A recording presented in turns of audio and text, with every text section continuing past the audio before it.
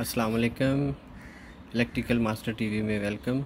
मैं आज दोस्तों को बताऊंगा कि पावर प्लग के कनेक्शन कैसे होते हैं। ये पावर प्लग है चाइना का, तो चाइना शीट में ये इसके कनेक्शन कैसे होते हैं और ये किस तरह काम करता है। आप देख सकते हैं कि मैंने इसके कनेक्शन पहले से किए हुए हैं। ये इसका फेस, यहाँ से फेस आप आराम से इस जगह से लेकर इस जगह पे देना। ये लिखा भी हुआ है, फेस इधर आएगा आपका, ये आपका न्यूट्रल है। इसके कनेक्शन बहुत आसान है, तो ये आप देख सकते हैं। आपका फेस इस जगह पे आएगा और यहाँ से बटन से क्रॉस होकर दोबारा ये आपकी वायर इस जगह पे आएगी। ये बहुत ही आसान है। पावर प्लग के कनेक्शन आपने देख लिए इसी तरीके से होंगे। यहाँ आपकी ग्राउंड वायर आती है।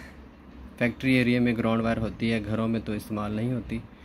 तो मैं उम्मीद करता हूँ कि आपको मेरी आज की वीडियो पसंद आई होगी और ये कनेक्शन आपको करने आसानी से आ गए होंगे। ये बहुत आसान कनेक्शन है, तो आप पावर प्लग के कनेक्शन आपको आसानी से करने आ गए होंगे। ये बहुत आसान, और चेक करें।